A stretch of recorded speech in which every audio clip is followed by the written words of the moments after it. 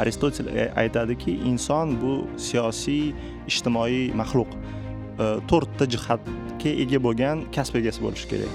Obro'li, xavfsiz, hurmat qilinadigan va daromadli. Kattaroq lavozimda ishlash uchun gumanitar sohalar ko'pincha biz uchun ommabop. Ilmni o'rganib boyib ketgan, jamiyatda yuqori hurmatga ega shaxslarni sanab o'tishimiz juda qiyin.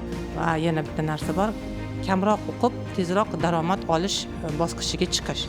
Hozirgi vaqtda universitetlarning asosiy funksiyasi bu tabaqalashtirish va kerakli shaxslarni bir-biri bilan bog'lab berish. Instagramda Vine'lar chiqdi, xorijda o'qib kelgan qizga uylanarmidingiz degan. Yo, qizing shunaqa YouTube'da jo'naturasanmi? Qanaqa o'tasan? Qizingga qaramaysanmi? Sanga pul ajratsa bizga nima foyda? O'sha xalq cho'ntagidan berilayotgan pul o'zini oqlaydimi va u qaytib keladimi degan savol. Lekin bizda o'zbeklarda yomon narsa bor. Talaba bola o'zbek chet elda o'qiyaptimi, demak uni oilasiga pul jo'natish kerak degan narsa bor. Hozircha Italiyada o'zbeklar kam, endi ko'payib ketyapti. Shu uchun yaxshi demadingiz. Italyanlarda bir gap bor, o'z taqdiringni yaxshi ko'rib qol degan. Hammaga assalomu alaykum. Xo'sh, podkastning navbatdagi sonini boshlaymiz. Bugungi mavzuyimiz yoshlarimiz uchun juda ham foydali mavzu. Xorijga o'qishga ketish bo'yicha tajribalarni ulashamiz. Ozodaxon Uktam va talabalar almashinuvi doirasida Slovakiyaning Bratislava shahridagi Comenius universitetining NSP dasturi bo'yicha tahsil olib qaytgan, Grantlar Uz loyihasi tarjimoni va xalqaro dasturlar bo'yicha mentor. Ibrohimjon Jo'raboyev, El-yurt umidi jamg'armasi stipendianti, Italiyaning Sapienza universiteti magistratura bosqichi bitiruvchisi, Toshkent davlat sharqshunoslik universiteti o'qituvchisi. Birinchi savoldan boshlasak, umuman tayyorgarlik, balkim bu Ozoda ko'proq sizga yaqin savol bu. Kuzatamiz, ko'pincha xorijga o'qishga tanlashda asosan biznes boshqaruvi, huquq fanlaridan talablar yuqori bizda, lekin aniq tabiiy fanlarga ketadiganlar, talabgorlar nisbatan kam. Nima deb o'ylaysiz? U yo'nalishdagi talabalarni yoki o'qishga kirmoqchi bo'lgan yoshlarimizni xabari yo'qmi? Yoki qiziqish doirasi cheklanganmi? Umuman tayyorgarlikda qaysi bosqichdan boshlashimiz kerak? Albatta 11-sinfni bitirgandan keyin topshirishim kerak deb o'ylamaydi-ku, yoki bo'lmasam universitet 4-kursini tamomlab diplom olgandan keyin chet elda magistratura o'qishim kerak deb boshlashga menimcha kech. Qachon boshlash kerak va yo'nalish tanlashda nimalarga e'tibor berish kerak? Juda ham muhim savol bo'ldi. Birinchi navbatda aytib o'tishim kerak, nimaga o'zbeklar aynan gumanitar ijtimoiy sohalarda chet elda ko'proq o'qishga qiziqishadi. Bunga eng asosiy sabab an'anaviy qarashlar. Nimagaki kattalar ko'pincha aytadi, o'g'lim yurist bo'lsa-yu, o'g'lim yoki bo'lmasam biznesmen bo'lsa-yu, yoki umuman kattaroq lavozimda ishlash uchun gumanitar sohalar ko'pincha biz uchun ommabop. Lekin ikkinchi tomoni, misol uchun ko'pincha talabalar menga IELTS bo'lgandan keyin, maktab bitirdi. IELTS bo'lgandan keyin qaysi sohada o'qimoqchisiz deb savol bersam, chet elga topshirmoqchiman desa, birorta osonroq yo'nalish ayting deshadi. Gumanitar bo'lsa yaxshi, eplab ketaman deydi. Oson sifatida qarashadi ijtimoiy gumanitar sohalarga. Aniq va tabiiy fanlar o'zidan o'zi rostdan ham bu faktichnik jihatdan rostdan qiyin. Ya'ni matematika, umuman kimyo, biologiya bu fanlar qiyinroq. Nisbatan o'qishga kirish ham ancha qiyin. Keyingi nima uchun tabiiy fanlarda, aniq fanlarda kamroq? Chunki aniq va tabiiy sohasida o'qiyotganlar o'zini sohasini ko'proq o'qiydi. Ularda til bilish darajasi nisbatan kamroq. Bunday olib qarasak, ko'pincha IELTSda yaxshi o'rgangan odam boshqa narsalarga vaqtini ajratmaydi, faqat IELTS bilan bo'lib qoladi. Shuning uchun keyingi kelajagini ijtimoiy yoki gumanitar sohalarda davom ettiradi. Aniq fanlar, tabiiy fanlarda bu narsa juda qiyinroq. Lekin hozirgi vaziyatda xursand bo'ladigan tomoni dasturlash chiqdi. Talabalar ham ingliz tilini ham o'rganishyapti, ham dasturlashni ham o'rganishib, keyingi hozirgi zamonaviy ishlarga qiziqishi ortib boryapti. Bu yaxshi narsa. Endi keyingi savolingiz, ya'ni qachondan boshlash kerak tayyorgarlik ko'rishi? Bu agar bakalavrga bo'ladigan bo'lsa, maktabda 8-9-sinflar eng zo'r payt tayyorgarlikni boshlash uchun. Ya'ni bakalavr talablariga ko'ra nafaqat ingliz tilini zo'r bilish kerak, balki SAT sertifikatlarni ham olgan bo'lishi kerak, o'zini sohasi bo'yicha talablarga javob berish uchun. Undan tashqari yana Amerikaning ko'p grantlariga, universitetlariga qabul qilinish uchun ijtimoiy jihatdan faollik ham talab qilinadi. Shuning uchun ko'pincha maktab o'quvchilariga agar bakalavrga topshirishayotgan bo'lsa, tavsiya qilamiz 8-9-sinflardan ham tilni ham o'rgansin, ijtimoiy jihatdan aktiv ham bo'lsin, SAT kurslariga ham tayyorlanib boshlab 11-sinfgacha o'sha portfoliosini zo'r qilib olishlari kerak bo'ladi. Ibrohim, sizdachi mana gumanitar sohani tanlagansiz, motivlaringiz qanaqa bo'lgan? Ozodaxon aytgandekmi, yo boshqa narsalar ham bormi soha tanlashda ta'sir qiladigan? Aristotel aytadiki, inson bu siyosiy ijtimoiy maxluq, ya'niki mavjudot, ya'niki u doimo qaysidir jamiyatga yo qaysidir insonlar guruhiga tegishli bo'lishni xohlaydi, chunki shu holatdagina o'zini xavfsiz his qiladi. Shu nuqtai nazardan olib qarasak, o'zbek jamiyatida va o'zbek yoshlarida, oilalarida va ota-onalarida kutuv bor. Kutuvga ko'ra ularning farzandlari 4 ta jihatga ega bo'lgan kasb egasi bo'lishi kerak. Obro'li, xavfsiz, hurmat qilinadigan va daromadli. Va shu kategoriyalarga hozircha o'sha bizni jamiyatnimi yoki umuman ko'plab jamiyatlarning tasavvuriga aniq fanlar olib keladigan natija, ya'niki matematika o'qituvchisi yoki matematik, fizika, ximiya shu yo'nalishlarni tamomlagan insonlarni shu kategoriyalarga kelajagi mos kelishini tasavvuri yo'q. Ya'niki biz matematika yo fizika yoki ximiyadan ilmni o'rganib boyib ketgan, jamiyatda yuqori hurmatga ega shaxslarni sanab o'tishimiz juda qiyin. Shu nuqtai nazardan menimcha tanlov asosan gumanitar, ya'niki biz mashhur yuristlarni bilishimiz mumkin, tadbirkorlarni yoki siyosatchilarni bilishimiz mumkin. Menimcha tanlovning sabablaridan biri shu. Ikkinchi tomon, baribir etnik kelib chiqish ham ta'sir qiladi, ya'niki bizni hududimizda yashab o'tgan bizning ajdodlarimiz, DNKmizda kodlar biz savdogar yoki biz o'sha yumshoq kuch amaliyotini ko'p qo'llaydigan etnik guruhni avlodimiz, bu ham o'z ta'siriga ega bo'lsa kerak. Meni shaxsiy tanlovimga kelsak, meni shaxsiy tanlovim meni o'zimning shaxsiy tarixim bilan bog'liq, ya'niki yoshligimda otam chet elda bo'lganlar va men o'zimni boshqa qo'shnilarim, o'rtoqlarim bilan taqqoslash jarayonida psixologiyaga qiziqqanman. Ya'niki nimaga ularda unaqa, menda bunaqa, nega insonlar o'zini bunaqa tutadi yoki unaqa. Ya'ni insonlarni tushunishga bo'lgan qiziqish menda ko'proq shu tarixga, psixologiyaga, geografiyaga, yumshoq fanlarga qiziqish uyg'otgan va sababi shu. Lekin matematika, fizikadan ham yomon o'qimaganman. Shu bizda endi oilalarda qanday tanlanadi? O'sha 9-sinfga borgandan keyin o'zimiz boshimdan o'tgan tajribani aytsam, kim bo'lsam ekan degan savol albatta muhim bo'ladi. Shu bular aytib o'tishgandek, qaysi kasb eng birinchi daromadli? Va yana bitta narsa bor, kamroq o'qib tezroq daromad olish bosqichiga chiqish. Masalan, shifokor bo'laman degan odam bilish kerakki, kamida 10 yil o'qish kerak, yoshi bir 30 ga borgandan keyin daromad olishni boshlaydi. Yoshlar nimani istaydi? Tezroq masalan mustaqil bo'lish, tezroq moliyaviy mustaqillikka erishish va o'zini hayotini o'zi qurish. Bu narsa ham muhim. Keyin xorijga aynan o'qishni tanlashda yana bir narsani sezdimki, qaysi yo'nalishlarga talab kamroq. Maqsad ya'ni nima bo'lsa ham xorijga ketishda, qaysi yo'nalishlarga kamroq talab, o'sha yo'nalishlarga ko'proq urg'u berilyapti va qaysi yo'nalishlarga grantlar ko'p beriladi. Ya'ni imkoniyat qancha ko'p, keyin u yoqqa borgandan keyin sohani o'zgartirib olaman degan qarashlar ham bo'ladi. Shaxsan o'zim masalan hozir o'g'lim mana 1 yil davomida biz ham universitetlarga topshirdik, xorij universitetlariga ayrimlarga kirdik, ayrimlarga kirmadik, ayrimlardan qisman grant oldik, lekin to'liq grant hech qaysida olmadik va bolaning qiziqishlari har xil. Hali men o'ylayman 18-17 yoshdagi bola o'zini kelajagini hal qiluvchi qaror qabul qilishga yoshlik qiladi. Liberal ota-ona sifatida san nima desang shu qo'llab-quvvatlayman deb turdik, lekin yo'naltirish kerak ekan baribir. Tajribali ota-ona yo'naltirish kerak ekan. Bola hamma sohani tanlab ko'rdi, vaqt o'tib ketdi. Hozir mana topshirgan universitetlarni qarasak, data science dan boshlab siyosatshunoslikkacha hamma 3-4 ta yo'nalish borda. Ya'ni hali ham aniq bilmaydi. Bu tabiiy to'g'ri ham deb o'ylayman. Ba'zi odamlarda masalan ba'zi bolalarda yoshligidan ma'lum bo'ladi. Falonchi bola masalan vrachning o'g'li vrach bo'lishi, huquqshunosning o'g'li ota-onasidan ko'rib huquqshunos bo'lishini yoshligidan bilishi bu ham bor. Lekin ko'p hollarda bilmaydi va bakalavrda ko'proq nimani o'qishi menimcha juda ham ahamiyatli ham emas. Asosiysi o'qishni o'rganishi, ilm qilishni o'rganish, ilmni o'rganish menimcha bakalavrda va ixtisoslik uchun o'sha bakalavr tugatgandan keyin magistraturada va bu to'g'ri ham deb o'ylayman. Ancha hayotiy tajriba paydo bo'lgan, o'zini tushungan, o'zini anglagan bo'ladi. Masalan biz hozir o'zimizni yoshligimizni o'ylasak, 17 yoshimizda qaror qabul qilgan ekanmiz. Falonchi bo'laman debdi va kirgan. U paytda 10 yillik ta'lim edi-ku. 17 yoshimizda masalan adabiyotni yaxshi ko'rganim uchun filologiyaga kirib ketganman, lekin adabiyotni yaxshi ko'rib men boshqa sohalarga ham kirishim mumkinligini o'sha paytda bilmaganmanda hattoki. Ya'ni bakalavrda muhim emas demoqchimanda, qaysi yo'nalish tanlash, asosiysi o'sha yo'nalishda muvaffaqiyatli ketishi. Hattoki o'sha ITni tanlab turib keyin fizik bo'lib ketganlarni ham ko'ryapmiz. Bu yo'nalishlar o'zgarishiga tayyor turish kerak degan ma'noda, tabiiy degan ma'noda.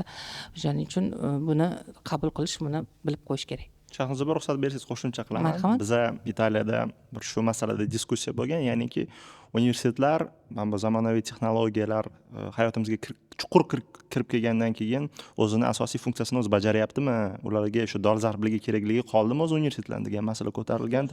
Ehtiyoj bormi deganda, ya'niki siz Garvardga kirmay turib, o'sha palon pulni to'lamay turib, lekin uni kurslarini onlayn bepul ko'rishingiz mumkin yoki o'sha talabalar o'qiyotgan kitobni bemalol topib o'qishingiz mumkin.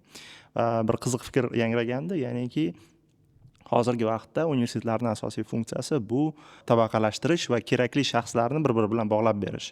Ya'niki tushunarliki, siz Garvardga 100 mingga yaqin dollar pul to'lab, siz u yerdagi bilim uchun emas, siz bo'lajak prezident, bo'lajak Google o'sha boshqaruv raisi yoki shunaqa o'zingizga doira yaratishga harakat qilasiz. O'shalar bilan tanishish, o'rtoq bo'lish, tabiiy ravishda tanishish, kursdosh bo'lish, tabiiy ravishda tanishish va shu nuqtai nazardan asosiy funksiyasi ta'lim berishdan ko'ra networking, ya'niki insonlarni o'xshash maqsadli insonlarni bog'lash degan fikr yangraganda men uchun qiziq tuyuldi. Ozodadan ham so'rasak, o'zi umuman oldin endi qiz bola o'qishi shartmi, shart emasmi degan bahslar hozir anchayin pasaygan. Odamlar tushunadi buni ahamiyatini, lekin baribir xorijga, chet elga qizlarni o'qishga jo'natishda baribir hali ham qanaqadir stereotiplar bor, qo'rquvlar ham bor. Qo'rquvlar bor. Yaqinda adashmasam Twitterda ham shu masala muhokama bo'ldi. Instagramda Vine'da chiqdi, xorijda o'qib kelgan qizga uylanarmidingiz degan. Endi bu savol qanchalar savol qo'yilishi bo'lmasin, lekin bu savolda o'zi ham ko'rsatib turibdi jamiyatda shunaqa, demak bor fikrlar. Sizda qanaqa bo'lgan? Chet elgami, nima deydi, ryukzagingizga narsalarni solib chiqib ketmagansiz-ku, baribir to'g'rimi? Oilani ko'ndirish, keyin sizga o'xshagan qizlar, o'zbek qizlar bormidi u yerda va nimaga aynan? Savob aka.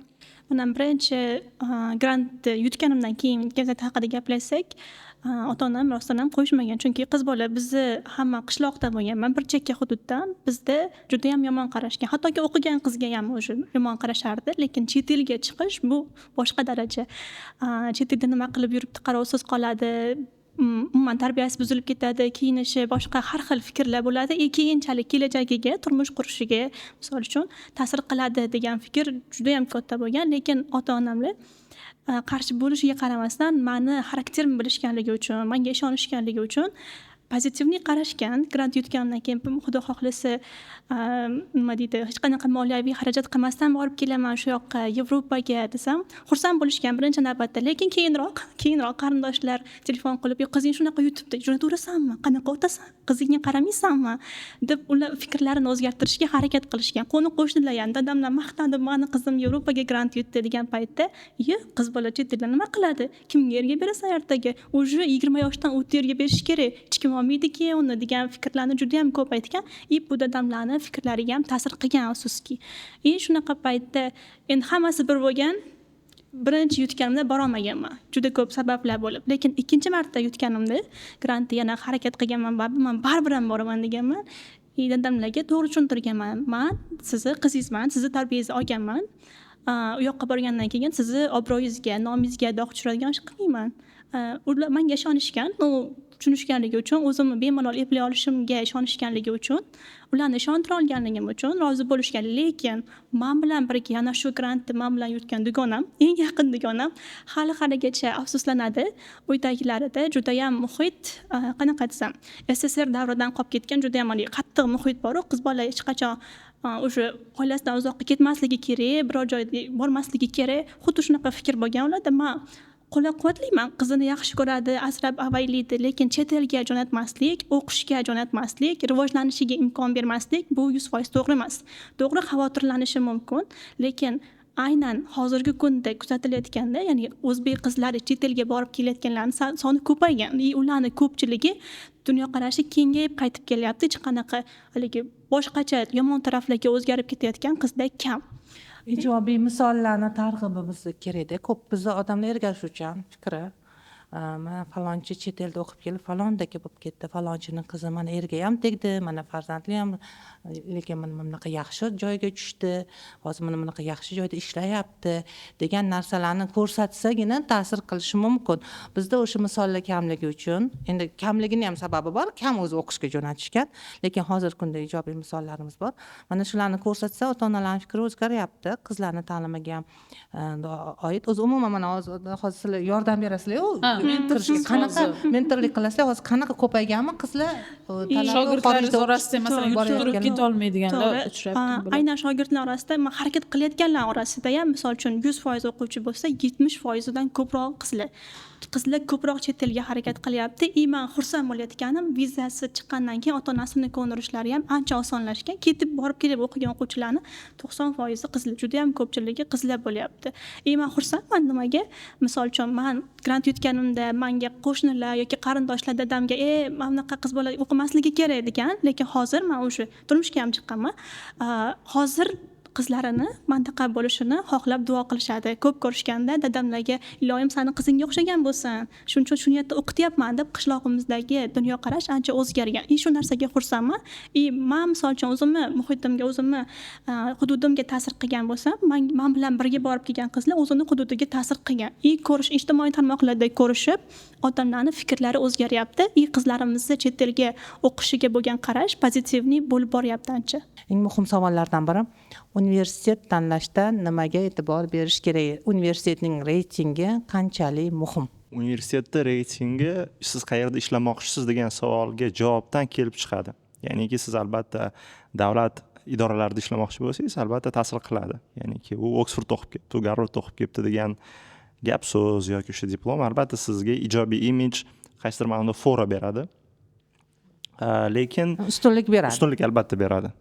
Bundan tashqari u o'zingizga bahoyingizga ta'sir qiladi. Ya'niki siz dunyoni butun boshli yer sharidagi eng kuchli 10 talik, 20 talik, 100 talik universitetda o'qiganingizni his qilsangiz, o'zingizga bo'lgan ishonchingiz, yon atrofingizga nisbatan bildirilayotgan fikrlaringizda qanaqadir tasavvur kengligi yoki o'sha baribir shu ishonchga borib taqaladi masala. Lekin men tanlovni reytinglarga yoki o'sha raqamlarga bog'lamagan bo'lardim. O'zim tajribamdan kelib chiqib ko'proq bir necha faktorlarga e'tibor berish kerak deb o'ylayman. Birinchisi bu sizning moddiy holatingiz. Ya'niki meni omadim kelib El-yurt umidi jamg'armasi stipendiyanti bo'lib, qaysidir ma'noda men bilan ketgan do'stlarimdan farqli o'laroq ko'chaga chiqib dastavka, ya'niki ovqat yetkazib berishda ishlamadim. Yoki ofitsiant bo'lmagandirman. Buni maqtanib yoki xursand bo'lib aytmayapman. U mening do'stlarim, bularga achinganman, qayg'urganman, lekin taqdir taqozosi bilan menda osonroq hayot kechirish imkoniyati bo'ldi. Butun e'tiboringizni o'qishga berish imkoniyati bo'ldi, lekin juda ko'pchilik u yerga borgandan keyin biz baribir qaysidir ma'noda o'sha kinoroliklar, muvaffaqiyat voqealarining qurbonimizda, ya'ni chet elga borgan insonlar hech qachon o'zlarini yomon xotiralarini, mag'lubiyatlarini, qiyinchiliklarni gapirishmaydi. Ular doim xursandchilik, g'alaba, yutuqlarni gapirishadi va biz men ham shu chegaradan o'tib shu yerga kirib olsam, menda ham shunaqa bo'ladi degan bir qaysidir ma'noda tasavvur, yolg'on tasavvur qurboni bo'lib qolamiz, lekin u yerda hech kim sizni quchoq ochib kutib turgani yo'q. Voy, mana Ibrohim kelibdi, kelinglar kutib olamiz deb hech kim chiqmaydi. O'sha hayot butun jamiyat sizni tanimaydi. Yangi o'yin qoidalari, yangi talablar, juda ko'p sarf xarajat. Shuning uchun siz birinchi o'rinda o'sha yerda o'sha o'zingiz zerikmagan, o'zingizni qiynamagan holda maza qilib o'qishingiz uchun yaxshi ko'rgan, tushungan sohangizga kirishingiz kerak. Ya'niki tushunmagan lekin obro'li yoki kimdir tavsiya qilgan sohaga borib, u yerda ikki karra qiynalish kerak emas. Chunki o'zingizni majburlab o'qiysiz bir necha yil. Bu juda mashaqqatli narsa psixologik nuqtai nazardan. Bundan tashqari siz elementar shu tilni tushunishingiz kerak. U tushunmagan narsangizni anglay olmaysiz. Bundan keyin shu davlat madaniyati, insonlar sizga yoqishi kerak. Meni shaxsiy eng katta yutug'im, men yoshligimdan Italiya tarixi, Italiya madaniyatiga, insonlarga simpatiyam, ya'ni qiziqishim, xayrixohligim bor. Shuning uchun menga juda oson bo'lgan tilni o'rganish ham. Keyin yana bir xatolik, juda ko'pchilik o'ylaydiki, ingliz tili bu dunyo tili va u hamma yerda menga yordam beradi deb. Biz ham qaysidir ma'noda shu fikr bilan ketganmiz. Italiyaga yetib olsak, IELTS'imiz bor, ingliz tilini bilamiz, tez ish topa olamiz deb. Yo'q. Italyan tilini bilmaganimiz uchun hatto ofitsiant qilib ham olishmagan. ofitsiant bo'lishingiz uchun italyan tilini bilishingiz kerak. Ya'niki sizga ish yo'q. Faqatgina o'sha ovqat yetkazib berish sohasida endi u yerda muloqot kerak emas, shuning uchun ishlashingiz mumkin. Ya'niki til bilishingiz u yerda sizga hech narsani kafolatlamaydi. Shu xulosa qilib aytganda qisqachasi shu. Ob-havo, ijtimoiy muhit. Albatta hamma narsa ta'sir qiladi. Ya'niki siz e'tiqodingiz ham hatto ta'sir qiladi. Ya'ni siz e'tiqodingiz kuchli bir prinsipli inson bo'lsangiz, lekin u muhit sizga qarama-qarshi bo'lsa, siz o'zingizni u yerda komfort his qilmaysiz. Ya'ni shu siz aytgandek ob-havo, iqlim, insonlar, ularning talablari, ularning dunyoqarashi, hamma narsani hisobga olishingiz kerak. Shunaqa real voqealar bormi? Masalan, borib shu chidolmagan, o'ziga anaqa o'sha mashaqqatlarga chidolmagan yoki adaptatsiya bo'lib keta olmagani uchun o'qishdan voz kechgan, shunaqa holatlar bo'ladimi? Men bilan ketgan yigitlarda bo'lmagan, lekin biz El-yurt umumiy jamg'armasidagi boshqa stipendiyatlar bilan aloqada bo'lib turamiz va Angliyaga ketgan bir qiz Angliyaning shu ob-havosi ko'p bulutli, yomg'irli havoga juda sezgir ekan, ya'niki u depressiyaga tushib qolgan. Endi u yerda madaniy shok ham o'z ta'sirini ko'rsatgan va o'zini juda yomon his qilgan, hattoki shartnomani bekor qilib qaytarmoqchi ham bo'lgan. Endi oxirigacha chidadi, eplab ketdi. Endi adaptatsiyaga kamida 1,5 yil kerakda. Shu nuqtai nazardan o'sha biz uchun kulgili tuyulishi mumkin. Ob-havo qanaqa, seni o'qishingga, hayotingga ta'sir qilishi mumkin deb, lekin ta'sir qilar ekan real keyslarda.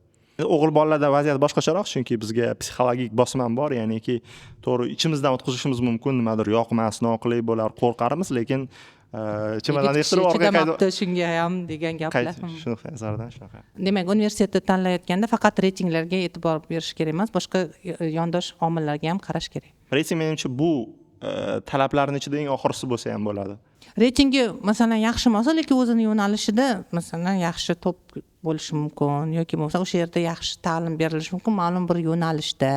Shunaqa holatlarda ko'proq e'tibor berish, ya'ni maqsad agar sifatli ta'lim olish bo'lsa, shu necha yil, masalan 3 yil, 4 yil pul sarflab, kichkina pul emas, davlatnikimi, o'zinikimi, pul, resurs, vaqt, yoshligini sarflagandan keyin o'sha oladigan narsasi o'shanga arziydigan bo'lishi kerak. Mana shu nuqtai nazardan faqat chet elda o'qib keldi emas, oladigan bilim, diplom ham keyingi o'ringa o'chib qoladi. Shunda Ozoda, siz masalan endi El-yurt umidiga o'xshagan fond yordami bilan ketmagansizda, baribir o'zingiz adashmasam o'sha ta'lim dasturida qatnashib ketgansiz va Slovakiya, bizning talabalarimiz asosan Amerikada, Koreyada, shunga o'xshagan davlatlarda Slovakiyadagi ta'lim haqida bizni menimcha auditoriyamizda ham uncha tasavvur bo'lmasa kerak.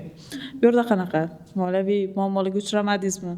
Yoki ta'limda sizda taqqoslash ham bor-da? Adashmasam Alisher Navoiy universitetida o'qigansiz, to'g'rimi? Nima farqlar bo'lgan sizda? Sizda ham shok bo'lgandir balki. Bo'lgan. Xo'p, men NSP dasturi bo'yicha, ya'ni xalqaro dastur, aynan Slovakiyaning hukumati shu talabalarini hamma xarajatlarni qoplab beradigan, yo'l kirasini, oylik xarajatlarni qoplab beradigan dasturni yutganman. Bunda bizga oyiga stipendiya bergan stipendiyasi bemalol yashash xarajatlarimizni qoplagan. Yotoqxona, universitet yotoqxonasida olganmiz, yotoqxonaga arzimagan 70 yevro to'lov qilganmiz. Farqi nimada bo'lgan ta'lim tizimida, misol uchun ularda bizda endi men o'sha paytda o'qishim, Alisher Navoiydagi o'qishimizda ko'p narsa hali raqamlashtirilmagan edi. Ya'ni Xemis tizimi endi boshlayotgan paytlar edi, 2021-2022-yillar. U yoqda hamma narsa o'zi hammasi raqamlashtirilgan. Ya'ni dars boshlanishidan avval o'zingiz dars jadvalingizni o'zingiz qilasiz, fanlarni o'zingiz tanlaysiz. Men hayron bo'lganman. Fan o'zim tanlaymanmi? Deyishgan ekan, hayron bo'lganman. O'qituvchilarni ham kerak bo'lsa, har bitta fandan 2 tadan o'qituvchilar bo'ladi. Ularni qayerda o'qigan, nima ishlar qilgan, kimligi haqida ma'lumotlar berilgan. Biz aynan native speakerlar bilan Amerikada o'qib ishlab kelganlar, amerikaliklar va angliyaliklar, Yangi Zelandiyadan kelgan o'qituvchilarni darslarini tanlab olganman. Keyin darslarimni o'zimga qulay bo'lishi uchun aynan 3 kunga qo'yib olganman. Dushanba, seshanba, chorshanba kunlari o'qiganman. Payshanba, juma, shanba, yakshanba kunlari dam olish bo'lgan. Sayohat qilishimga ham yetish kerak deb hisoblaganman. Menga eng yoqqan tomoni fanlarni tanlay olishim. Undan tashqari ularda onlayn tizim ham bor, ya'ni gibrid o'qish. O'qishga o'zingiz har doim borishingiz, ya'ni darsda attendance, ya'ni qatnashish majburiy, lekin onlayn agar kasal bo'lib qolishingiz mumkin, isitmalashingiz mumkin. Shunaqa paytlarda onlayn dars bor. Hamma uchun mavjud. Homiladorlar uchun ham misol shunday. Onlayn dars ham, lekin biz O'zbekistonga o'xshab prosta Zoomni yoqib qo'yib ko'pincha bo'ladi-yu, unaqa emas. Ya'ni u yoqda darsda aktiv qatnashgan, har bitta onlaynda qatnashayotgan o'quvchini ham hisobga olingan, ularni ham activity qilinayotgan bo'lsa, mashqlarini bajarishini tekshirib borishgan. Vazifalar hammasi onlayn platformaga yuklangan.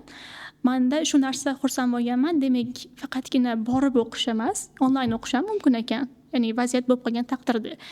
Fanlarni o'zimiz tanlashimiz mumkin bo'lgan. Shunisi menga juda ham yoqqan. Hozirda mana qarang, o'qishga ketish uchun El-yurt umidini biz bilamiz, o'sha moliyalashtiradi. Yana qanaqa o'zi qayerlardan o'sha moliyalashtirish manbalarini, ya'ni muqobil manbalarni topsa bo'ladi? Qanday topsa bo'ladi? Qayerlarda yotadi u? Aynan shunaqa grantlarni odamlarga, o'zbek talabalariga tanishtirish uchun Grantlar.uz yoki boshqa platformalar ham bor. Hozirgi kunda chiqib ketdi. Grantlar.uz loyihasi yo'lga qo'yilgan. Ya'ni har bitta iloji boricha biz to'liq qoplanadigan, hamma xarajatlari qoplanadigan grantlarni saralab, internetdan izlab, topib, tarjima qilib o'zbekchaga saytga joylaymiz. Ya'ni hammasi o'qib chiqib, bittadan hech bo'lmaganda dasturga to'g'ri kelamanmi, yo'qmi degan savolga bemalol javob bera oladigan darajada, tushunadigan darajada o'zbekcha yozib chiqamiz. Dasturga topshirish bosqichlarini ham iloji boricha qo'limizdan kelganicha to'liq yozishga harakat qilamiz. Mana shu hamma Grantlar.uz saytida, platformasida bor. Grantlar kanaliga obuna bo'lsa ham o'zidan o'zi har doim kelib turadi, o'qib, tanishib chiqish kerak. Ya'ni o'zim tadqiqot qilib, mana shunaqa manbalardan ma'lumot to'plab, muntazam ular ma'lumotlarni tizimlashtirib topsa bo'ladi. Kuzatib borish kerak. Grantlarni demak. Agar til bilish darajasi yaxshi bo'lsa yoki bo'lmasam o'zi ingliz tilida qaysi davlatda o'qishga qiziqayotgan bo'lsa, misol uchun fully funded scholarships for Uzbek students deb umuman yozsa, hamma joyda o'sha Google'da ham hozir ChatGPT chiqqan, ChatGPTni o'zi ham chiqarib beradi. Qaysi joylarda to'liq grant asosida o'qish mumkinligini yoki 50% grantlarni ham hammasini chiqarib beradi.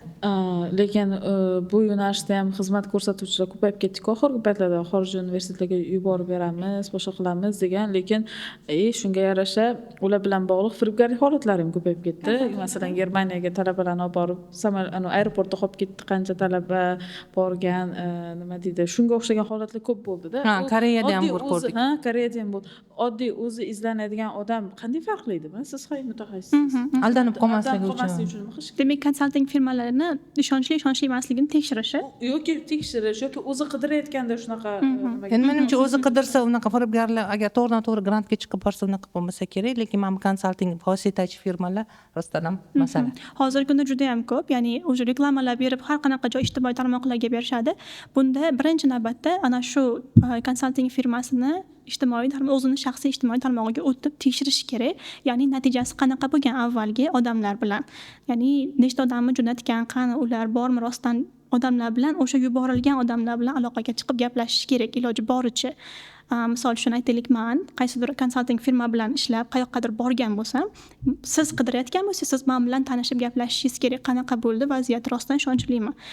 Ko'pincha men 100% qo'llab-quvvatlamayman. Agar hozir saytlarda fake, ya'ni ishonchli bo'lmagan, soxtalashtirilgan rasmlarni ham qo'yishib, photoshop qilishib, biz shuncha odam jo'natdik, shunaqa degan ma'lumotlar ko'p. Shuning uchun ham aynan odami bilan gaplashib ko'rish kerak. Aynan xaridori bilan gaplashib ko'rish kerak. Yoki misol uchun men o'qib kelgan bo'lsam, men kimgadir tavsiya qilishim mumkin. Mana shunda ishladim, shu odamlar bilan ishladim. Shular ishonchli, bemalol borsang bo'ladi degan vaziyatda aynan ular ishonchliroq bo'lishi mumkin qolganlarga nisbatan. Lekin yaxshi konsalting firmalar ham bor, yo'q emas. Afsuski, ko'pgina shunaqa yaxshi ish qilmaydigan, o'zini gapini so'zini ustidan chiqmaydigan konsalting firmalarni deb juda ham boshqa ko'p konsalting firmalarda o'sha odam qo'rqadigan bo'lib qolgan va ko'pincha men tavsiya qilmayman onlayn ishlashi. Ya'ni onlayn hujjatlarni bizga yubor, biz qilib beramiz hammasini deydi. Oldindan pul so'raydi, keyin mana unaqaga yana pul kerak, pul so'raydi, o'sha ancha pulini yutqizib qo'yadi. Borsin ofisiga, agar ofisi bormi, hujjatini ko'rsin, litsenziyasini tekshirsin, rostdan yordam beradimi. Undan keyin kimlar bilan ishlagan bo'lsa, shular bilan aloqaga chiqib tekshirib ko'rish kerak. Shunda ishonchliroq odamni topishlari mumkin. Lekin men o'zim shaxsan grantlarda ishlab, shuncha tajriba bilan aytaman, iloji boricha o'zi ishlagani yaxshi. Ya'ni o'zi harakat qilsa, konsaltingsiz ham eplasa bo'ladi hamma jarayonni. O'zim grant yutganimda men ham konsalting firmalarsiz ishlaganman, o'zim harakat qilganman. Lekin hozirgi kunda to'liq, misol uchun tezda juda ham tezlik bilan menga grant kerak yoki tezroq ketishim kerak chet elga degan vaziyatda konsalting firmalaridan foydalanish mumkin. Eng mashhur va bizga eng yaqin bo'lgan grant El yurt umidi jamg'armasi grantlari haqida gapirsak, mana Ibrohim, siz bevosita shuni yutgan inson sifatida tajribalaringizni o'rtoqlashsangiz, hozir biz ham masalan o'g'limni bir ikkita offer bor, El yurt umidiga topshirmoqchimiz.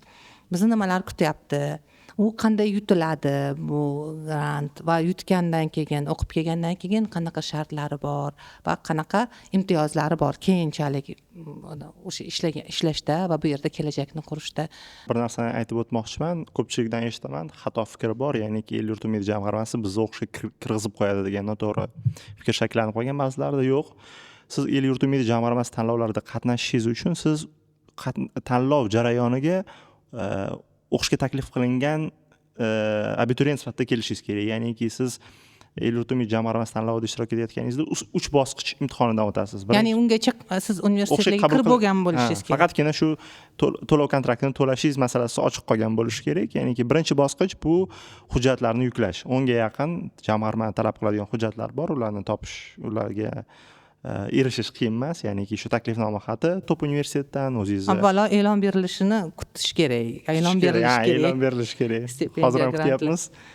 Hujjatlarning hammasi talabga to'g'ri kelsa, siz ikkinchi bosqichga o'tasiz, bu test. Ya'ni u test nima to'g'risida sizni mantiqiy fikrlashingiz va ilmiy yo'nalish, ya'niki siz ilmiy tushunchalar, maqola yozish, elementar narsalardan xabardormisiz degan savolga javob. Tadqiqot qilish. Va uchinchisi, ko'pchilik uchun eng qiyin va syurpriz qismi bu suhbat. Ya'niki odatda Davlat boshqaruv akademiyasida P harfida, ruscha kirilcha P harfida bir 10 ga yaqin davlat amaldorlari, jamoat fikr yetakchilari yoki turli xil jamiyat faol guruh vakillari kelib siz bilan odatiy do'stona suhbatlashishadi va mana bunaqa P shaklidagi stolda o'tirishadi, siz o'rtada o'tirasiz. Siz markazdasiz, pritselda va turli xil yo'nalishlarda savol berishadi. Misol uchun, nimaga sen Italiyaga ketyapsan? Senga pul ajratsak bizga nima foyda? Qaytib kelasanmi o'zi?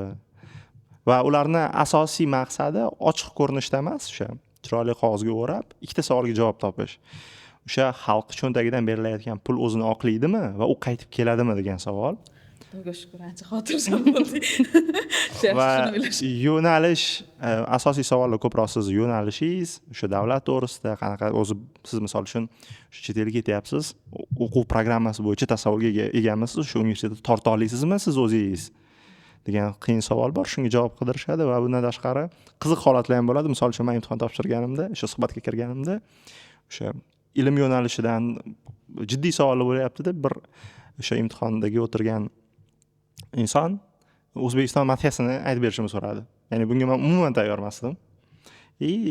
Pul kerak bo'lgandan keyin o'rningizdan turib, yoshlikni eslab, o'sha maktabda qanaqa o'tgan bo'lsangiz, boshingizda muzikani yoqib boshlaysiz, serquyosh deb.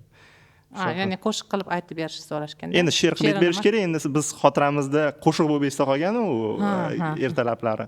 Shu qilib aytib berganmiz. Ya'niki bu bir tomondan shaxsiy tajribangiz uchun ham qiziq holat. Ya'niki yangi bir amaliyot, kutilmagan voqealar ro'y beradi. Hamma narsaga tayyor turish kerak. Hamma narsaga tayyor turish kerak.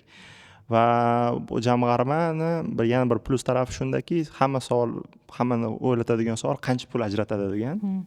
Ya'ni qoplaydimi to'liq? Bu o'sha full scholarship, ya'ni to'liq hamma narsa qoplanadi. Nima ya'ni masalan yashash, shu sanab o'taman, ya'ni siz o'sha chet davlatiga borib kelishingiz chiptasi yiliga o'qishga ketganingizdan keyin ham har yili bir marta borib kelishingizni qoplab berishadi, uyga kelib ketishingizni. Bir marta ketish, masalan, bir marta. Mana misol uchun siz bakalavriga kirdingiz, bu yil ketdingiz o'qishga, keyingi yili yozda kanyikulda uyga kelib ketishingiz mumkin. Buni ham qoplab beriladi. Har bir davlat va shahardan kelib chiqib shu elchixonalar va idoralar orqali o'sha shaharda o'rtacha sarf xarajat hisoblangan smetasi bor va shundan kelib chiqib sizga pul to'lanadi va misol uchun har qanaqa davlatda, har qanaqa shaharda siz xotirjam, ishni o'ylamasdan, pulni o'ylamasdan o'qishingiz uchun bu pul yetadi, aniq. Ya'ni o'sha kvartira xarajatlari, yashash kvartira, yeyish, transport, kitoblar, misol uchun siz ta'lim jarayonida biror bir konferensiyada qatnashsangiz, qanaqadir kitob kerak bo'lsa qimmatbaho, siz u kitobni sotib olishingiz mumkin va uni o'sha cheklarini yuborsangiz, jamg'arma qoplab beradi.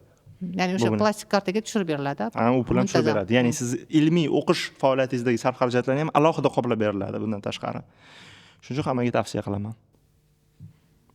Masalan, u yoqda keyin grant yana qanaqadir stipendiyalar yutib olsa, bu ta'sir qilmaydimi el yurt umidi o'tkazadigan pullarga? Qarang, ikkita holat bor. Agar siz mani keysam, man to'liq grant yutganman, ya'niki universitetga el yurt umidi jamg'armasi hech qanaqa pul ajratmagan, ya'niki tekinga o'qiganman. Faqat yashash xarajatlarimga ajratgan, lekin Italiyada ham stipendiya yutganman, u ham o'zimga qoladi. Lekin misol uchun sizga el yurt umidi jamg'armasi kontrakt puli to'lasa, albatta el yurt umidi jamg'armasi kutadi, siz biror bir scholarship yutib, o'sha sarf xarajatni kamaytirishingiz. Ya'ni bu talab emas, lekin olqishlanadi, chunki bu sizdan ortib qolgan pul boshqa yana kimdirga sarflanishi mumkin. Chunki bu yerda kontrakt summasi 20 ming, 50 ming dollar haqida kelib ketyapti-da, 80 ming bo'lishi mumkin.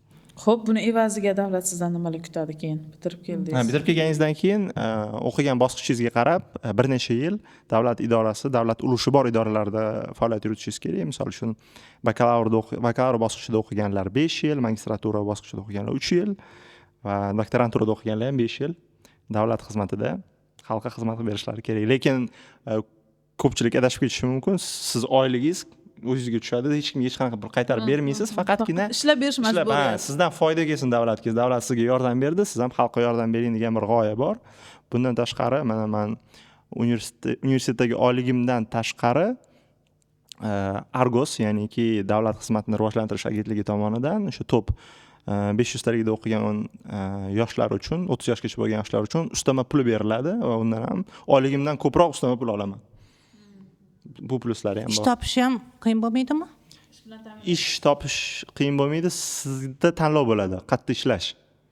Ya'niki siz O'zbekiston, men misol uchun 2023-yil yozda qaytgan bo'lsam, 2023-yil qishida 3 ta joydan taklifim bor edi, Italiyada bo'la turib. Tanlov bo'ladi, ya'niki hech siz ishsiz qolib ketmasligingiz 100%. Chunki sizni ish bilan ta'minlash uchun butun boshli jamg'arma davlat bosh qotiradi. Chunki sizga katta sarmoya tikilgan, uni oqlash kerak.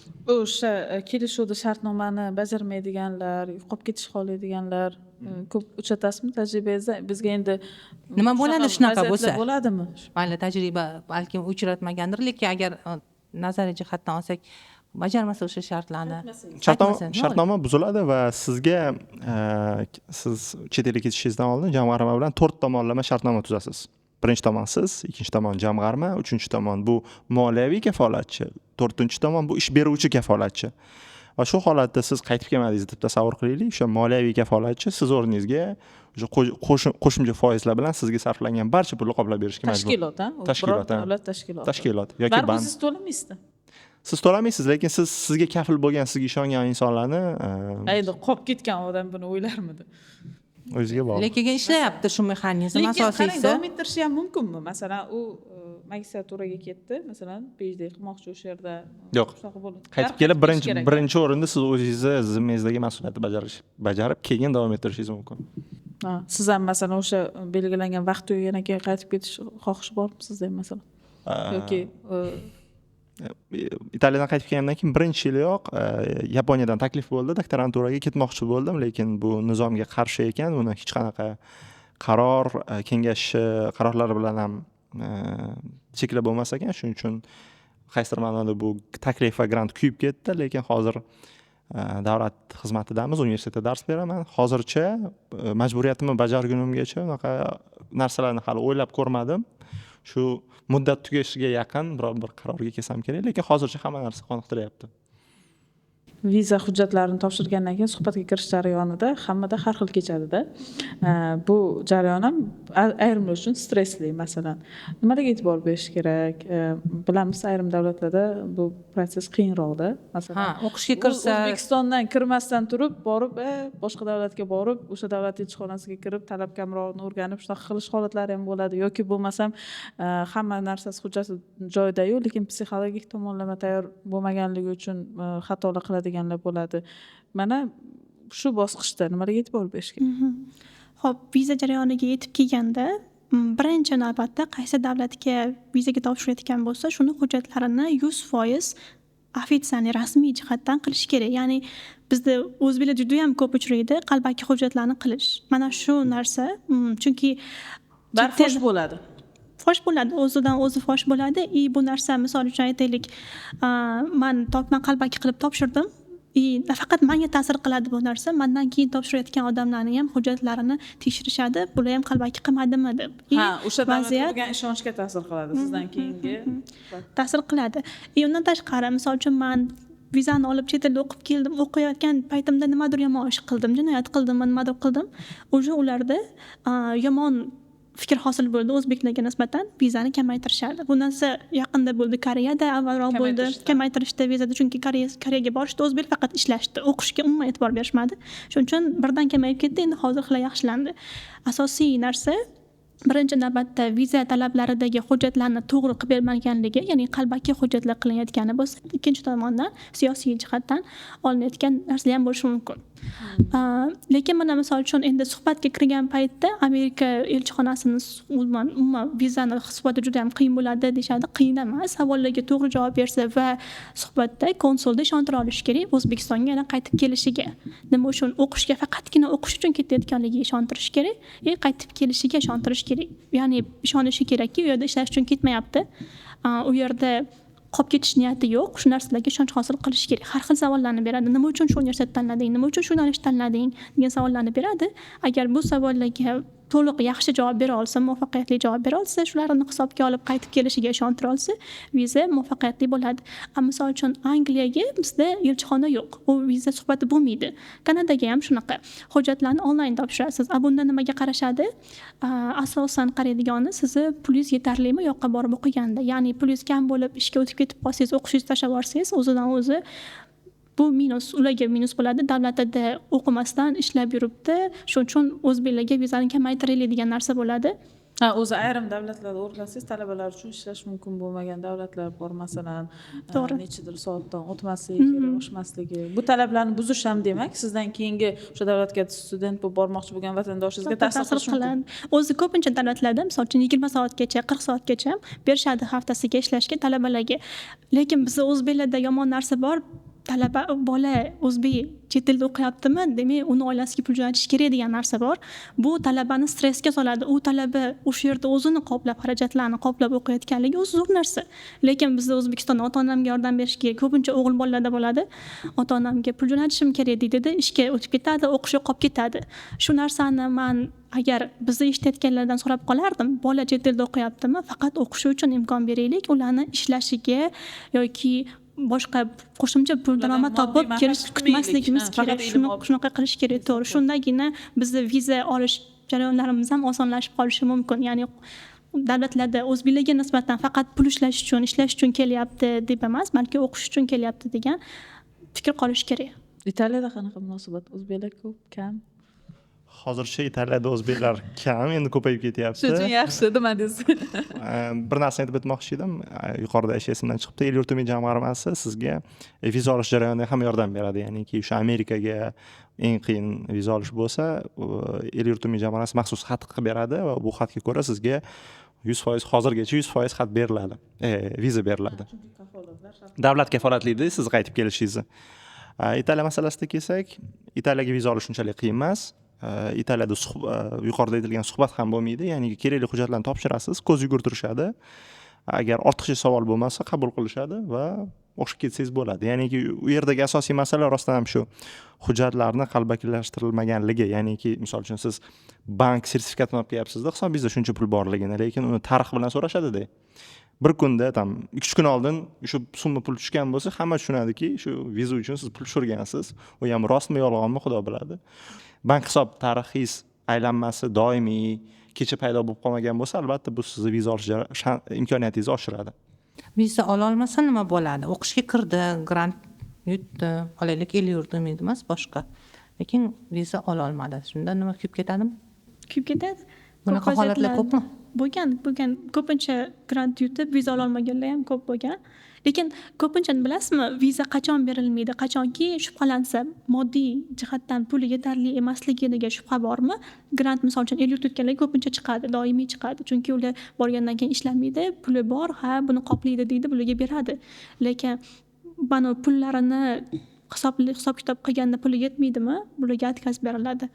bunaqa vaziyatda keyingi yilga qayta topshirishga to'g'ri keladi.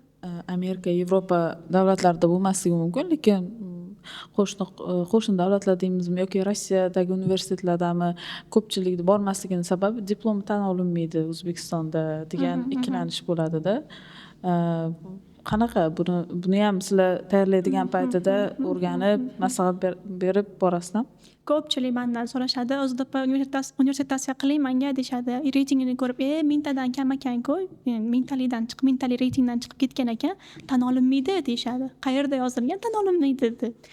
Yo'q, shunaqa dunyoqarash, shunaqa fikr paydo bo'lib qolgan ko'pchilikda. Mingtalikka kirmasa, O'zbekiston tan olinmaydi. Unaqa emas. Bu narsa siz xohlang birinchi reytingdagi universitetda o'qing, xohlang 1000-chi, xohlang 5000-chi reytingdagi universitetda o'qing chet elda. O'zbekistonga kelganingizdan keyin diplomingiz baribir nostrifikatsiya qilinadi. Sizniki ham qilingan?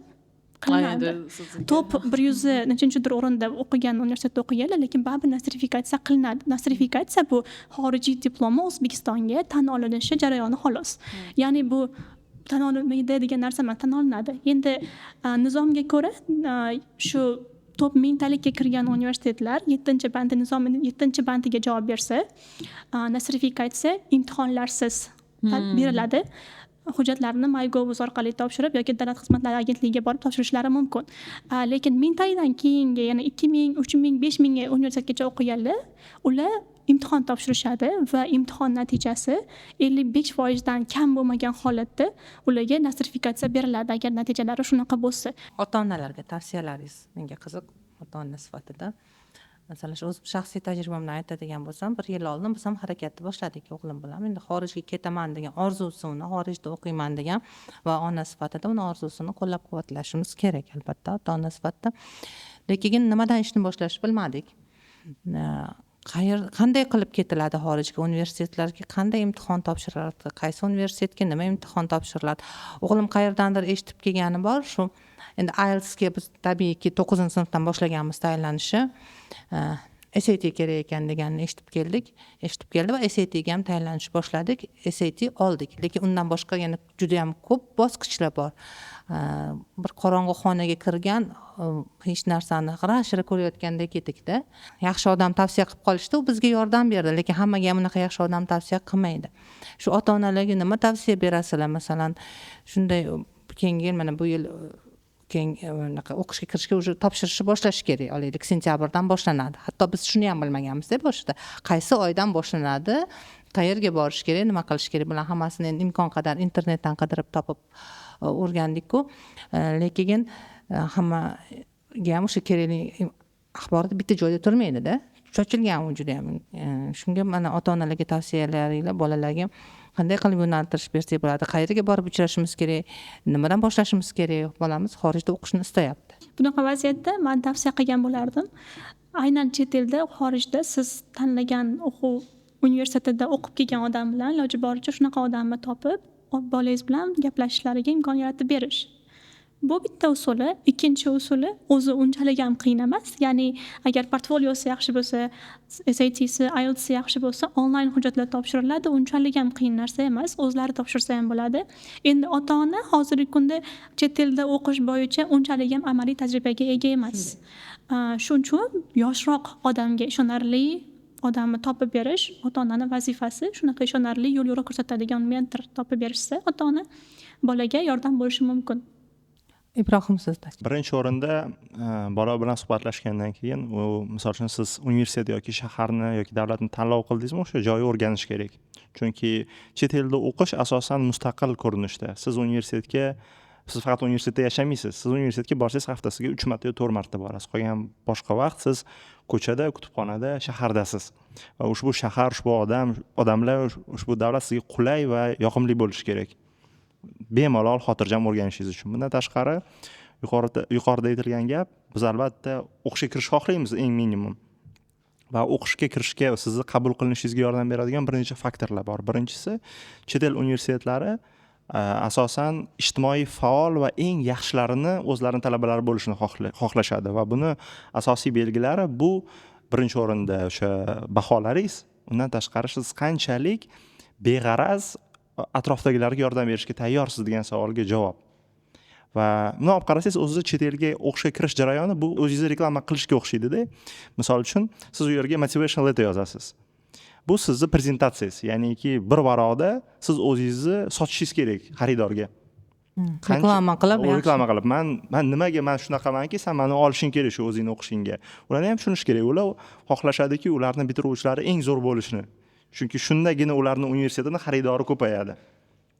Bundan tashqari sizga kim tavsiya beradi? Tavsiya xati yozib beradi. Ya'niki siz jamiyatda yoki atrofda yoki ish faoliyatingizda nima qila oldingizki, sizga shu inson, siz shunaqa darajadagi bilimli yoki statusga ega inson tavsiya beryapti siz o'qishga kirishingizni, sizni qabul qilinishingizni.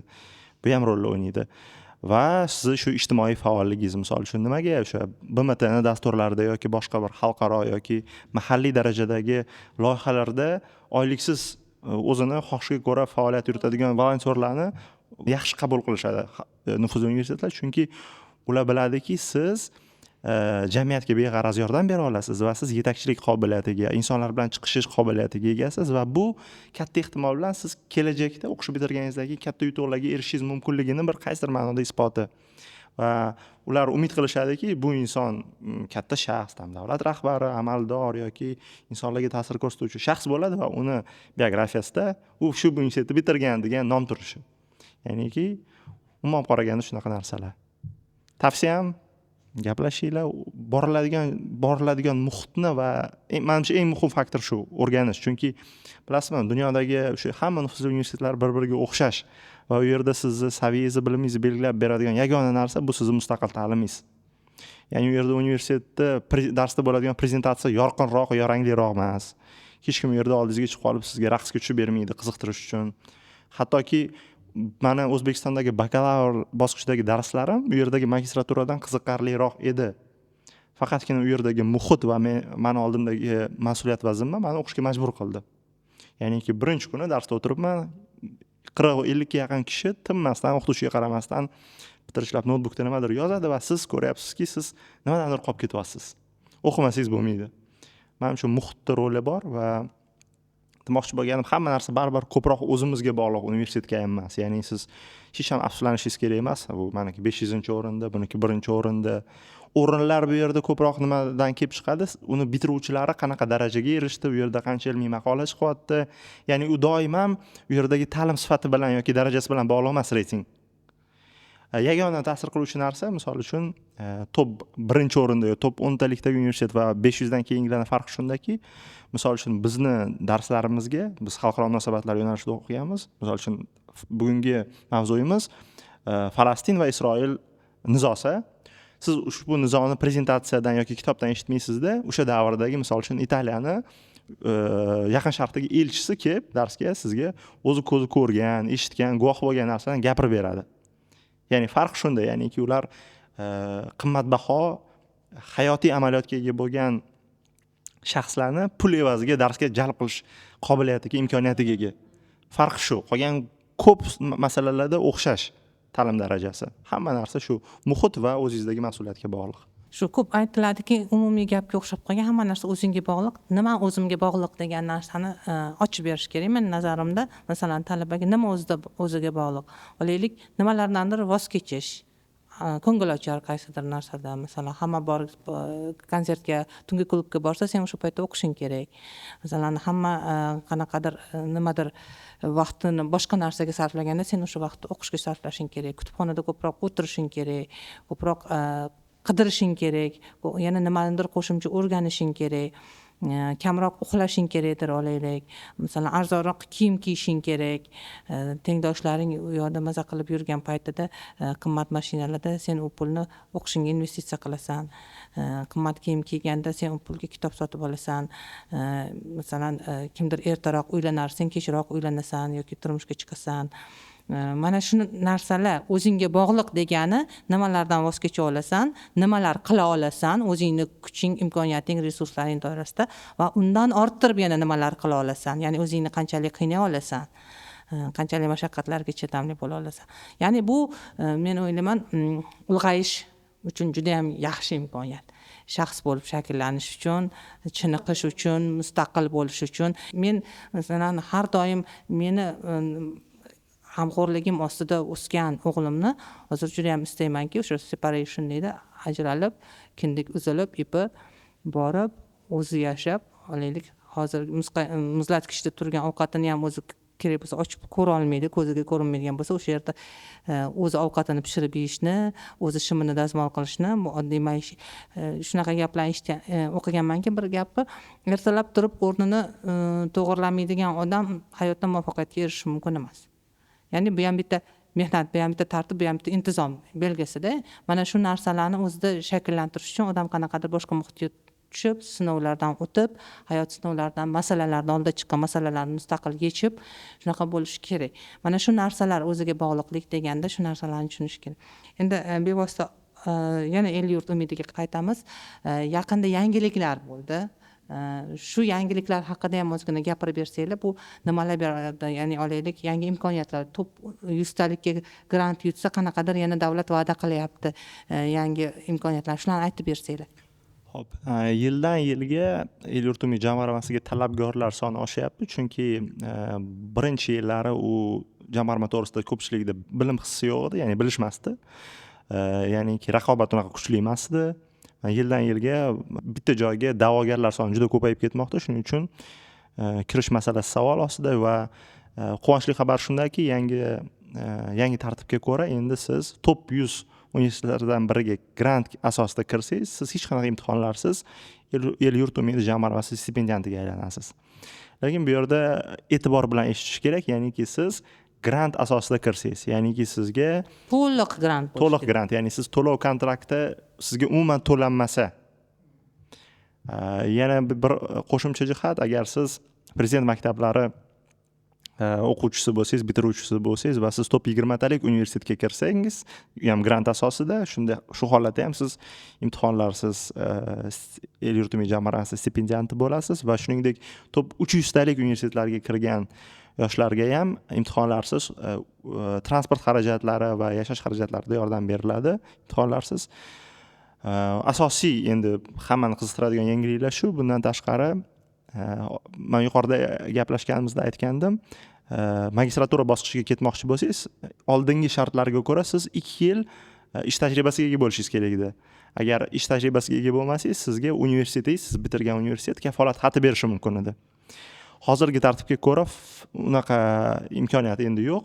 Siz eng kamida 1 yil mutaxassis sifatida ish tajribasiga ega bo'lishingiz kerak.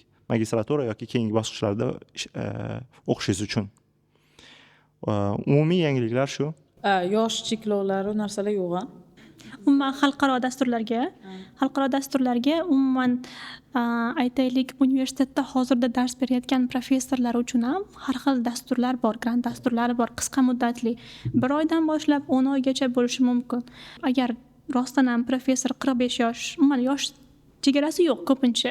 45 yoshgacha pozitivniy qaraladi.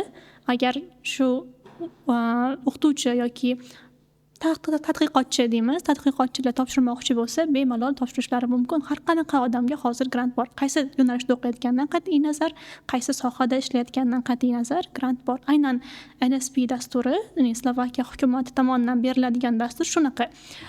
Bakalavrda o'qiyotganlar 1 semestr yoki 2 semestr o'qib kelishi mumkin. Magistrlar ham shunaqa, PhD talabalari qo'shimchasiga universitetda yoki boshqa joylarda ishlayotgan tadqiqotchilar ham topshirishlari mumkin. Shunaqa dasturlar juda ham ko'p dunyo bo'yicha. Yosh chegarasi 45 yoshgacha viza pozitivniy qaraladi. Bizda yaxshi keyslar bo'lgan. Misol uchun yoshi 30 dan oshgan bo'lsa ham bakalavrga grant yutib borib kelganlar bo'lgan. Viza olishida muammo bo'lmagan. Bir qiziq jihat bor. Meni Italiyada kursdoshim iqtisodiy fanlar bo'yicha professor edi.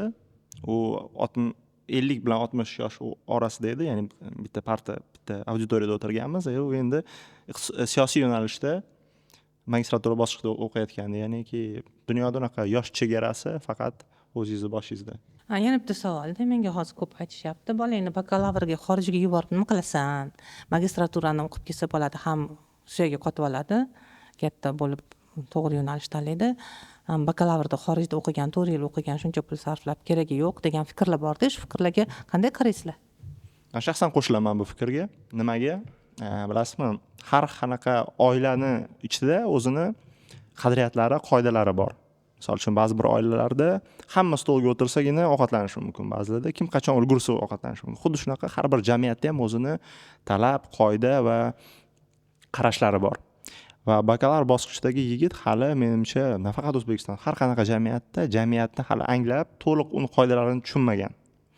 Va bu shaxsiy fikrim bu albatta. Misol uchun endi o'zini tushunayotganda u o'sha Yevropa bo'ladimi yoki boshqa bir davlatda o'sha jamiyat qarashlarida shakllanib keyin O'zbekistonga qaytsa, u ancha qiynaladi. Ushbu jamiyatni kutuvlarini, qarashlarini anglashga va unga moslashishga. Bundan tashqari bunaqa yoshdagi insonga chet elda agar o'zi ketsa, bu jiddiy stress, uni qanaqa qabul qilishi, u o'zida kuch topib, yengib, kuchli shaxs bo'ladimi yoki u sinib qoladimi degan ochiq savollar bor. Shuning uchun menimcha xavfsizrog'i psixologik nuqtai nazardan, o'sha o'zingizni farzandingizga bo'lgan muhabbatingiz nuqtai nazaridan magistratura bosqichi eng optimal variant bo'lsa kerak. Lekin bakalavrda ko'proq u yoqda yashaydi, ko'proq haligi narsa ko'radi. Ya'ni 1 yil 8 oy magistratura o'qib kelgandan ko'ra, olaylik 3 yil bakalavrda yurganda ko'proq o'sha ta'lim muhitiga cho'kadi, o'sha yerdagi infrastrukturadan, ta'lim infrastrukturasidan foydalanib, yana yaxshiroq, sifatliroq ta'lim oladi degan qarashchi. Bu fikrni menimcha rad etadigan bir isbot shuki, bizni o'sha ko'pchilik aytadigan sifatsiz yoki talabga javob bermaydigan oliy o'quv yurtlarimizni bitirgan yoshlar har bir chet el universitetlariga kirishyapti. Ya'niki menimcha o'sha yana yuqorida ko'targan masalamizga qaytamiz. Insonni o'ziga bog'liq. Ya'niki u aynan siz o'sha Garvard kutubxonasida o'qishingiz shart emas o'sha kitobni. Ya'ni joy belgilab bermaydi-yu. Bu yerda menimcha muhim narsa bu ijtimoiy rollar. Ya'niki bizni jamiyatda va xususan universitetlarda ijtimoiy rollar noto'g'ri belgilangan. Ya'niki siz yosh bir yigit yoki qiz bo'lib universitetga kelganingizda sizni rolingiz belgilab qo'yilgan. Siz enaga qilinayotgan bir yosh bolasiz. Sizga doim sizni qo'rqitib turish kerak, nimadir qilishingiz uchun, chunki siz ongingiz yetmaydi deb fikrlansa kerak, o'zingiz mustaqil bir narsa qilishga. Sizni qo'rqitib turish kerak, nima qilishingizni aytib turish kerak va siz bu estafeta o'sha bog'chadan boshlanadi. Ya'ni maktabdan litsey, kollejdan universitetga berishadi va hamma sizga enagalik qiladi. Va bunaqa muhitda siz mustaqil, o'sha tashabbuskor, yangiliklar qiladigan shaxs bo'lib shakllana olmaysiz. Va yagona yechim shu o'zingizga bog'liq. Yengib, o'zingiz ustingizda ishlab, o'sha kitob o'qiysizmi, yangiliklar topasizmi, o'sha tanqidiy fikrlaysizmi? Ya'ni sizni u yoshligingizdan beri shakllangan enagalik kayfiyatidan 4 yildagi bakalavr qanaqa inson yaratishini bilmaymiz. Shuning uchun men baribir o'zim fikrimda qolaman. Menimcha eng optimal variant bu magistratura, chunki bakalavr bosqichida endi shakllanayotgan shaxsga o'sha notanish, o'ta erkin, o'ta boshqacha muhit qanaqa ta'sir ko'rsatishini, undan qanaqa inson yaratishini bilmaysiz. Hozirda siz fikringiz qanaqa? Men unchalik qo'shilmayman bu fikrga, chunki men o'zimni hayotimda ko'p ko'rganman. Nafaqat bakalavr yoshidan, balki maktab yoshidan, bog'cha yoshidan chet elga borib o'qib kelayotgan yoshlarni ko'rganman. Keyin mendan ko'pincha so'rashadi, ana yozgi lagerlar, shunaqalarga ko'pincha borishga so'rashadi. Bu narsa unchalik ham yomon narsa emas. Agar juda ham yosh bo'lsa, hali o'smirlik yoshigacha bo'lsa, ota-onasi bu yonida bor bo'lsa, bu yaxshi. Ya'ni oilaviy muhiti, tarbiyasi unchalik o'zgarib ketmaydi. Qaysi ma'nodadir ta'sir qilishi mumkin. Lekin men magistraturadan ko'ra bakalavrda o'qishlarni ko'pincha o'zbeklarni qo'llab-quvvatlashim mumkin. Nimaga? Ko'pincha magistraturada o'qiyotganda qizlarda bo'ladi. O'sha yoshi turmush yoshiga yetib qolgan bo'ladi yoki o'g'il bolalarda ham turmush qurib ketganlar bo'ladi. Bunaqa vaziyatda magistraturada yoki doktoranturada o'qiyotganlar oilasi haqida, moliyaviy jihatdan pul ishlash haqida ko'proq o'ylaydi. Bakalavrda o'qiyotganlar bo'lsa, ishlash haqida kamroq o'ylaydi. Ota-onam bor-ku, ota-onam yordam beradi deydi-da, bor fokusini o'qishga qaratadi. Undan tashqari qo'shimcha mana shu davlatda yoki yon atrofidagi davlatlarda Yevropaga borgan bo'lsa, qo'shimcha konferensiyalarda, har xil tadbirlarda, internshiplarda, amaliyotlarda qatnashib kelish imkoniyatlari ko'proq bo'ladi. Mobilroq bo'ladi. Shunaqa bo'ladi. Shuning uchun juda ham erta emas, lekin ertaroq boshlash unchalik yomon emas mening fikrimcha. Qarama-qarshi ikki fikr. Xulosa o'zingizdan, lekin ikkalasida ham asos bor. Qo'shimcha. Men gapirganimda umuman diskussiyaga kirmoqchi emasman. Yaxshi yomon falsafiy kategoriyasidan gapirmadim. Men xavfsizlik nuqtai nazaridan gapirdim. Ya'niki siz mustaqillikka o'rganmagan bir voyaga yetayotgan yoshni absolyut erkinlikka tashlab qo'yish holati qanaqa natijaga olib kelishini bilmaysiz. Oxirgi xulosa o'rnida umuman xorijga ketishni istayotgan, shu niyatda yurgan farzandlar, ularning ota-onalari uchun qanaqa tavsiyalar berasizlar? Hozir sizlar aytayotgan imkoniyatlarning ko'pchiligi shahar sharoitida bo'lishi mumkin. Olis qishloq sharoitlarida bunaqa imkoniyatlar tan olishimiz kerak. Yo'q, yoki ular faqat masalan SAT ballarni olish, unaqa narsalar hali u darajada ommalashmadida. Bo'lsa ham hududlarda o'sha ixtisoslashgan prezident maktablari o'quvchilarida bor bu bo'yicha ma'lumotlar. Tavsiyalaringiz qanaqa? Noto'g'ri yo'lda ketib qolmaslik uchun, hammasi to'g'ri, muvaffaqiyatli bo'lishi uchun qanaqa qisqa tavsiyalar berasizlar? Shu bilan yakunlaymiz. Chet elga o'qishga kirishda o'zi eng birinchi tartiblardan bittasi, ya'ni qoidalardan bittasi baribir ham talab qilinadi talabani baholari. Biz ko'pincha qaraydi, baho hech narsani hal qilmaydi, muhimi bilimingga qaraydi degan narsa bor universitetlar tizimida. Ko'pincha talabalar shunaqa o'ylaydi, ertaga keyin magistraturaga chet elga topshirmoqchi bo'lganda baholari past bo'ladi, grant kirishi ham qiyinlashib ketadi. Iloji boricha bahoni bakalavrga topshiradimi, magistraturagami yoki doktoranturagami baholarini iloji boricha yaxshi qilish kerak birinchi o'rinda. Keyin albatta tilni o'rganish kerak. Qaysi davlatga ketmoqchiligidan qat'iy nazar albatta ingliz tilini o'rganish shart. Agar boshqa davlatga, Yevropa davlatlariga bormoqchi bo'lsa yoki Osiyogami, o'sha davlat tilini ham qo'shimchasiga o'rganib qo'yish zarar qilmaydi. Keyingi narsa, o'zini sohasi bo'yicha iloji boricha ko'proq amaliyotlar qilish tavsiya qilamiz grant tushish uchun. Ya'ni magistraturaga ko'pincha bo'ladi bu narsa. Bakalavrni bitirgandan keyin qisqa muddatda pulgami, bepulgami, arzimagan haqqami o'zini sohasi bo'yicha amaliyot qildimi, bu unga juda ham katta plyus beradi. Ya'ni faqatgina nazariy bilimga emas, amaliy bilimlarga ham ega degan fikr paydo bo'ladi. Bu yaxshi qaraladi bu narsa. Shuning uchun tavsiya qilamiz shu narsalarga amal qilishni. Necha bo'lishi kerak olaylik SAT'si? Bakalavrlarga topshirayotganda 1200 mi, 1200 dan yuqori olishadi ko'pincha. Lekin magistraturaga SAT unchalik ko'p so'ralmaydi, asosan bakalavrga. IELTS ga keladigan bo'lsak, til sertifikati bo'yicha 6 dan yuqori olish yaxshi. B2 darajadan yuqori bo'lgani yaxshi. 6 dan boshlab 6,5, 7 ketaveradi sohasiga qarab. U yog'i endi konkurs, tanlov, qancha yuqori bo'lsa shuncha yaxshi. Shuncha imkoniyat ko'p. Suhbatdoshimiz asosiy hamma gaplarni aytdilar. Men faqat ikkita narsani aytmoqchi edim. Birinchisi bu paradoksal tuyular bugungi suhbatimizga. Lekin chet elga ketib o'z baxtini, omadini, bilimini chet eldan topish hayot mazmuniga aylanib qolmasligi kerak. Ya'niki o'xshamadimi? Hech qisi yo'q. Demak, italyanlarda bir gap bor. O'z taqdiringni yaxshi ko'rib qol degan. Ya'niki ba'zida taqdirni qabul qilish kerak agar o'xshamasa. Va ikkinchisi, bilasizmi, menga bir metafora juda yoqadi. Bu o'zbek yoshlariga bir meni tilagim, murojaatim. Har tongda Afrika savannalarida bitta antilopa uyg'onadi. Kiyik. Va uni oldidagi eng katta masala eng tez yuguradigan sherdan tezroq yugurish. Aks holda u sherning nonushtasiga aylanadi. Xuddi o'sha tongda, xuddi o'sha Afrikada, xuddi o'sha savannada sher uyg'onadi va uni oldidagi eng katta vazifa eng sekin yuguradigan antilopadan tez yugurish. Aks holda u och qoladi va o'ladi. Xulosa shuki, tong otdimi siz antilopamisiz, shermisiz turib yugurishingiz kerak. Va meni o'sha tengdoshlarim, ukalarim, singillarimga tavsiyam va tilagim qanaqa holat bo'lishidan qat'iy nazar, kimligingizdan qat'iy nazar, qanaqa muhitdaligingizdan qat'iy nazar turib yugurib harakat qiling. Shu. Rahmat, chiroyli yakun bo'ldi. Chiroyli yakunlab berdingiz o'zi. Bugungi suhbat uchun rahmat. Ko'p amaliy tavsiyalar bo'ldi, ko'p fikr mulohazalaringiz ham biz uchun va tomoshabinlarimiz uchun e'tiborli. Sizdagi yosh, bilimli, intiluvchan, progressiv fikrli degan avlod odam umidlarini ko'paytiradi.